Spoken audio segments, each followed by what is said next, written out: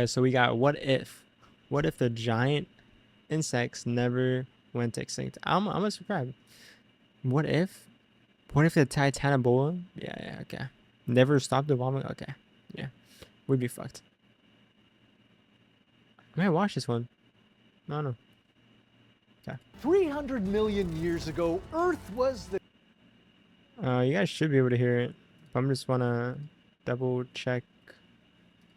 kingdom of Okay. giant insects.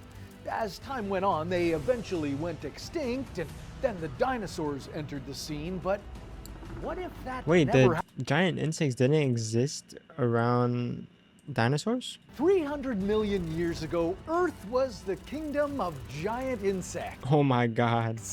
As time went on, they eventually went extinct, and then the dinosaurs entered the scene. But what if that never happened?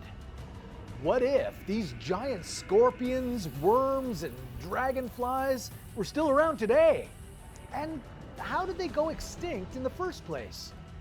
This is What If. And here's what would happen if the giant insects never went extinct. Okay, before we get to what our insects would be like today, well, first we need to go back. The Carboniferous period, also known as the Age of Oxygen. Isn't that crazy how the fucking Earth didn't look like this like millions of years ago? The Carboniferous period, look at that. Also known as the shit Age of used to be just one whole fucking continent, pretty much. A little bit. Oxygen ran from 400 million years ago to 290 million years ago. Super-sized dragonfly wannabes, also known as griffin flies, had wingspans up to 70 centimeters. They darted about, gobbling up smaller insects. The griffin flies were also 45 centimeters long. They had huge eyes and vision like a hawk. Their spiny legs helped them grab their prey. Then there was the Mazzatheros. It was 55 centimeters long and had 6 wings. It had 2 pairs of regular wings and an additional pair of winglets. But its scariest feature? It had a beak-like mouth equipped with a sucking pump. Like a vampire, it would pierce the tissue. So she was like, it's the size of a bird? And it had a fucking stinger on its mouth? Like mouth equipped with a sucking pump. Like a vampire, it would pierce. And it looks gross. The tissues of plants and drink their juices. Maybe in the modern day, it would go after you. But we'll answer that later on. There was also the giant millipede, Arthropleura armata, entering the room at 2.5 meters in length. Luckily, this guy... I've seen some stuff on that one. That fucking shit is disgusting, dude. Like, oh my god. Armata entering the room at... This is just a giant millipede with armor, which is terrible. 2.5 meters in length. Luckily, this guy is strictly vegan. Or maybe not a millipede. That one has far less legs than that. Just a centipede. He dined on fruits, leaves, and seeds. And watch out for these massive scorpions as big as tennis rackets. What? You do not want to be on the wrong end of that stinger. But hold on, what made these insects grow so big in the first place? The answer lies in the weather the Earth was having at the time. Our Earth doesn't have a lot in common with the Permian period, except maybe the heat. Let's be real, the planet is heating up and we need to do something about it. And I just might have the solution. I'm talking about solar slice. I knew it. Oh my god. You can Fire help sustain. But I'm broke. And oxygen levels in the atmosphere were about 20%, similar to what we... Right, back then, fucking oxygen levels was insane. So everything was like far bigger than today. Around this time, oxygen levels in the atmosphere were about 20%, similar to what we have now on Earth. Fast forward 50 million years later, massive forests have taken over and swamps cover low-lying areas. Oxygen levels, well, they've skyrocketed to 35%. Now, the high levels of oxygen in the atmosphere made the insects big. But how exactly? Well, first, you gotta look at how insects breathe. Insects don't have lungs like we do. They have a set of openings on their bodies called spiracles. These spiracle openings lead to a set of tubes called trachea, which run through the insect's bodies. Air enters the spiracles and passes through the trachea to deliver oxygen to all the fuck is that? That's so gross. Tubes called trachea, which run through the insect's bodies. Air enters the spiracles and is that a spider? There's gotta be a spider. Shit is gross. Passes through the trachea to deliver oxygen to all the cells in the insect's body. The more oxygen in the air, the more that can pass into the insect's body. Now, there was 35% oxygen in the air at that time, and this allowed insects to take in more oxygen, which allowed them to grow bigger. But then, 150 million years ago, something changed. Oxygen levels went up, but insect size went down. Why? Because a ruthless killer of insects arrived on the scene. Birds, which are, as you know, flying dinosaurs. These birds feasted on insects. They looked at the giant griffin flies and salivated. Oh my god, bro. These fucking giant ass insects just getting munched on by dinosaurs is insane. I don't know why. I remember just picturing that shit. It's like, yeah, like you said, birds to little insects today. But like if you scaled them both, like a huge amount. The bigger the insect, the more likely it was to get eaten by a bird. So insect evolutionary survival strategy. So the only reason why there isn't big insects today is because dinosaurs existed and they ate them all? Was to get small and nimble. Large insects. Yeah, so they evolved to be smaller so they don't see them. Went extinct and the smaller ones survived. Okay, so now that we know what happened to the giant insects, was there a way they could have avoided extinction? Well, the easiest way would be for the oxygen levels to go back up to 35%. Okay, the insects would get larger, but large insects would still be hunted by birds, which are in most cases stronger. So our insects need some better survival strategies. Let's look at the largest insects we have today. One of them being the weta. It's 10 centimeters long and has been around. Fuck is that? One of them being the weta. Weta? Buddy, what the fuck? Weta. This is sure. Weta. I'm guessing that's how you spell it. Weta. Weta bug. Oh, bug. Oh my god, look at these. These fucking giant crickets, man. Oh my god, dude. What the fuck? That shit is disgusting. Yeah. Fucking gross. Oh my god, this shit is fat. I don't think that can't be a real picture right there. Or it could be. Fuck, I don't know. Of course it's in Australia too, I'm pretty sure it said. New Zealand. Australia, New Zealand. Endemic to New Zealand. Okay. It's fucking gross. Holy. It's 10 centimeters long and has been around since even before the dinosaurs. Oh, did you shit on him? Meters long and has been around since even them being the weta. It's 10 centimeters long and has been around since even before the dinosaurs. You just spit on him? So how has it survived? By getting an island of its own. In the weta's case, New Zealand. It lived here for millions of years without having to worry about any predators. But as a long-term survival strategy, it hasn't exactly worked out. Predators eventually came to New Zealand and wetas now live in the Auckland Zoo. Okay, we need a better option for our giant insects. How about a supercharged stealth reproduction strategy, like the cicadas? After mating, the female cicada lays nearly 400 eggs. These Those are eggs? Oh my god. The female cicada lays nearly 400 eggs. These eggs hatch in about 6 to 8 weeks, and the young nymphs drop down, burrow into the ground, and don't come out for up to 17 years. 17 years? That's definitely one way to do it. As an insect, if you make yourself scarce, no one can eat you. Maybe our giant prehistoric insects could try that.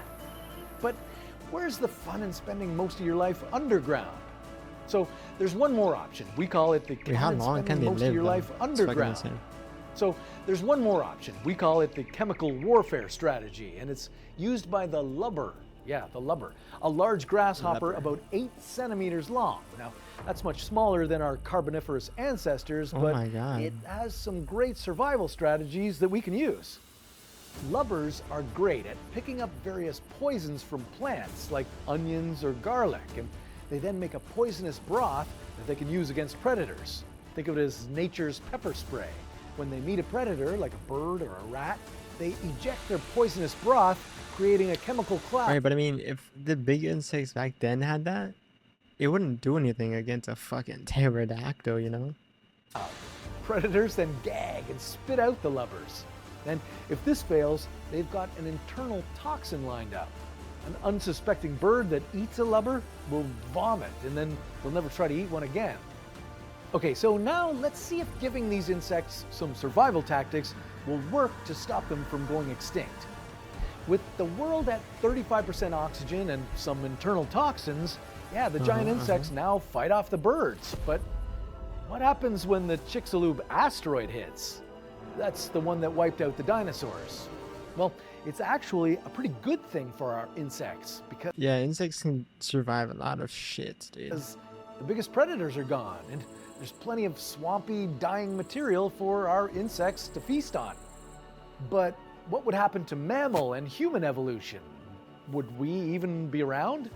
Because today, if our air became 35% oxygen overnight, that would be toxic for us. It'd cause coughing, difficulty breathing, and in severe cases, seizures and death. But then again, if apes and then humans evolved in 35% oxygen, then our bodies would have evolved to function in that environment. Right. Our cells would be supercharged, producing even more energy with higher oxygen. We'd be super runners and super swimmers, breaking all of today's records. And our brains, which use 20% of the oxygen we breathe, would have evolved to grow even bigger and faster. Everybody's gonna have a fucking ginormous noggin. Okay, so now it's time to return to the modern day. What does the world look like? Well, if you looked out your window during the summer, instead of just seeing different birds, you'd see giant griffin flies and 6-winged insects buzzing around. Would these giant arthropods attack you if you went outside? Well, during some period of evolution, there'd likely be a bunch of large winged insects that I mean, to be granted, sure they're huge, but the humans would be smarter, no? Have more energy, stronger, and everything. So at the same time, it doesn't really pose a threat, you know? that attacked humans, especially those pesky griffin flies. But remember, we humans are no pushovers. During different time periods, we'd have likely developed weapons to fight against these giant insects. During the Stone How Age, is he not shooting him, by the way? What the fuck was that? but remember, we humans are no pushovers. During different time He should have died. periods, we'd have likely developed weapons He's not even looking or aiming at all. There's no way he didn't die to from fight getting against these shot. giant insects. During the Stone Age, maybe it was a sharp rock. Today, we'd probably have special bug sprays or zappers to fight them back. Sooner or later, just like the birds would have evolved to leave the giant insects alone, the giant insects would steer clear of us humans. Now, in addition to giant bugs flying around outside, we might have giant cockroaches and giant spiders Oh as my well. God, dude, If these no. insects developed chemical defenses against predators, well, that could enable them to stay giant. But without these defenses, they'd be better off being small and nimble. So maybe mosquitoes would stay small. Ugh. With giant cockroaches, you'd need a whole new level of pest control to keep your kitchen safe. Like, actually though, those shits are fucking hard to kill.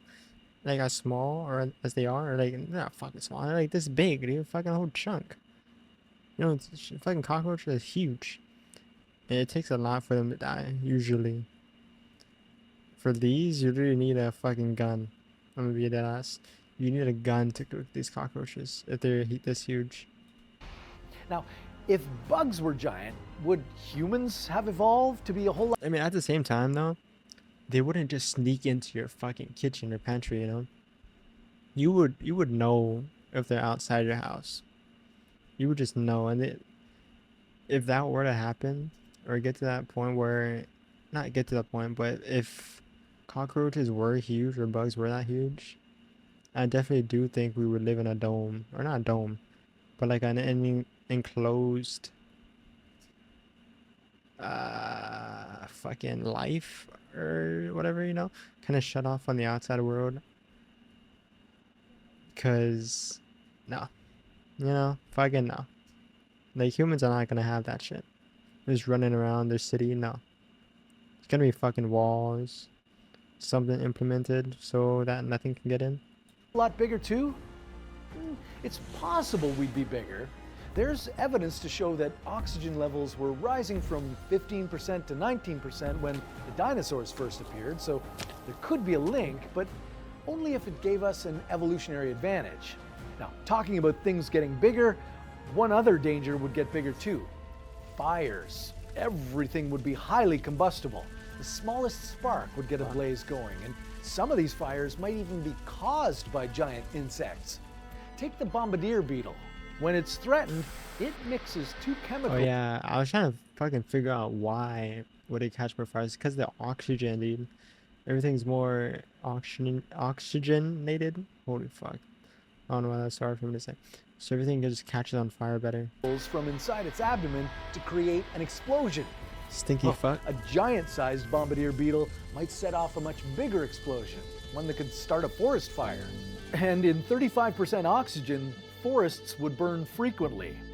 In fact, plants would probably evolve to be more resistant to fires, or they would have strategies to grow back quicker after getting burnt. And you'd also notice that the world would be getting a lot louder. A mass of cicadas today are about as loud as a lawnmower, around 100 decibels. But giant cicadas, my God, no. They'd probably make you go deaf. And you know what else is likely to happen? I feel like the sound of a cicada, like a huge one with all that air, would definitely sound like a fucking jet. Like a fucking jet by you. We'll probably Holy shit. have insects on the menu. We humans like to eat everything, so we'll definitely be looking to add these as a protein source. Once they're bigger, they're probably perfect for a meal. You'll have Meatless Monday and probably have Giant Insect Friday. Down under, they'll probably be throwing griffin flies on the barbie. With our advanced technological know-how, I think us humans will survive a world with giant insects, but what if it wasn't just giant insects? What if the other giants from our ancient history, the dinosaurs, never went extinct? Ooh, we might watch that one. I don't know if we watch that one. Oh, I mean, it's a fucking 3-minute video. What the fuck? Why is it so short? We could watch it. You know, I don't know if I'm making a video, but we'll watch it. We could watch it. What if the giant insects never went extinct? Good video.